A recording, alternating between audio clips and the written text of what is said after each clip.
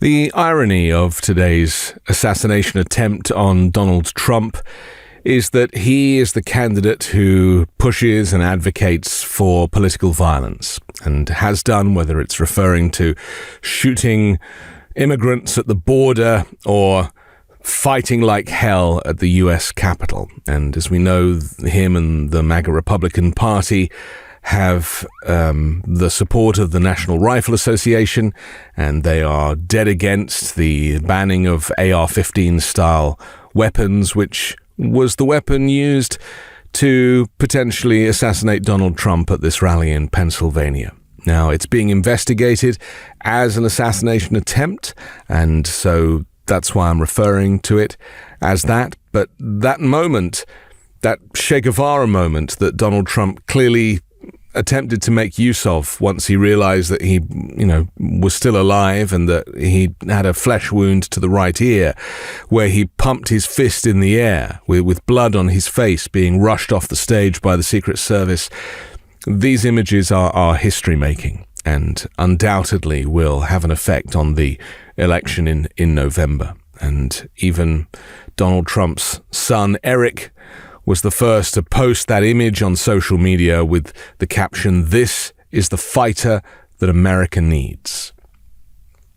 It's a very sad day because political violence on any level should not be happening. But of course, we live in a country where people are armed and where people claim that they have a right to own weapons. They interpret the Constitution to mean a full array of weapons of war, and some of them, as we've seen, may choose to use them. We now know that it was an AR-15 style weapon. We know that this shooter was up on a rooftop, actually outside the kind of fairground where the rally was, and was able to kind of shoot at long range towards Donald Trump. It's kind of uncertain whether or not it was a bullet that kind of brushed his ear or whether it was the glass from the teleprompter shattering. We'll probably find out in time. But Donald Trump has actually posted on Truth Social. We assume it's Donald Trump. It's quite well written.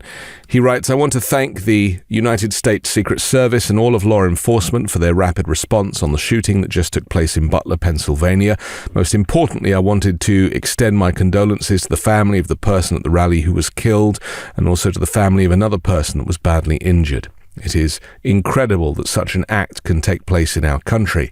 Nothing is known at this time about the shooter, who is now dead. I was shot with a bullet that pierced the upper part of my right ear. I knew immediately that something was wrong in that I heard a whizzing sound, shots, and immediately felt the bullet ripping through the skin. Much bleeding took place, so I realized then what was happening. God bless America." Interesting use of language and use of words from the former president. And clearly he will be using this moment, these images, and this very dramatic story to fundraise and to electioneer and to claim that this is the Democrats. And tragically, that horrific rhetoric has already started to be posted from people such as J.D. Vance, who is a likely vice presidential candidate for Donald Trump. He posted, "Today is not just some isolated incident. The central premise of the Biden campaign is that President Donald Trump is an authoritarian fascist who must be stopped at all costs.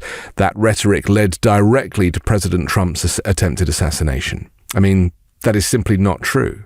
It's true that he is an authoritarian fascist, and we should not dial that back whatsoever.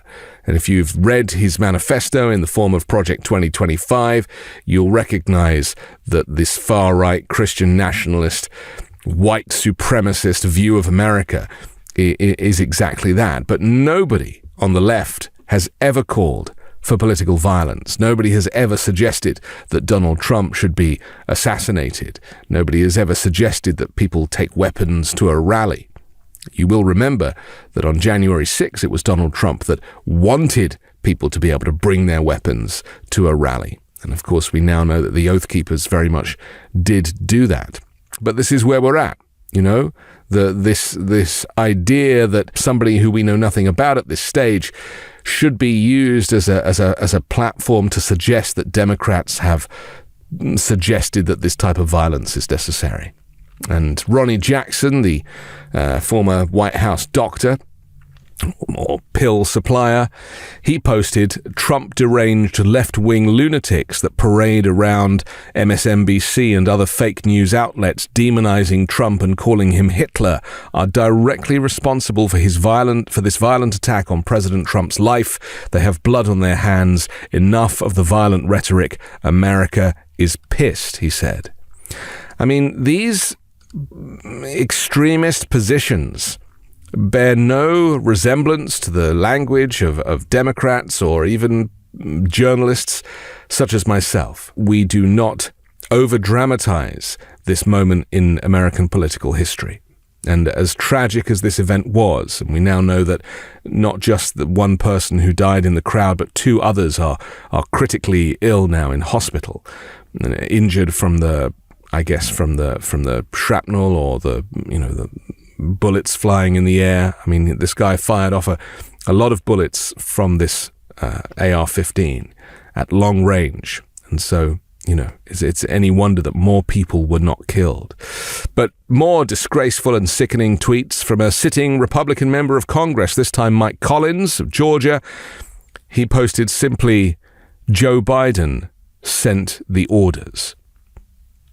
Joe Biden, incidentally, has spoken to the nation and has condemned all political violence. He's also tried to contact Donald Trump directly to offer his support and condolences. He's also cancelled all of his political campaigning and TV ads and the like. That is what a civil leader does. That is the important part of being a civilized political figure, not to incite violence as Donald Trump has done. And there is a certain irony with the fact that it was Donald Trump that was targeted, considering that he is the one that advocates for political violence. And so this is where we're at now. This day that will be remembered. Donald Trump will certainly remember this day. He'll certainly use this day for fundraising. And what we've seen is Republicans come out and use very explicit language, blaming Democrats, blaming the rhetoric of Trump being an extremist. Trump is an extremist. That does not change. I want to make that point that, Donald Trump's former presidency and future presidency, if he was to win, would be devastating to human rights and women's rights and the democratic values of America. And yet, Nancy Pelosi posted, "As one whose family has been the victim of political violence, I know firsthand that political violence of any kind has no place in our society. I thank God that former President Trump is safe. As we learn more details about this horrifying incident, let us pray that all those in attendance at the former president's rally today are unharmed." She posted that at 4:30 in the afternoon, probably before the news that one had died. And so, this is a Democrat. This is a former speaker. This is somebody whose own husband, Paul Pelosi, was attacked by a Trump supporter with a hammer inside his own home.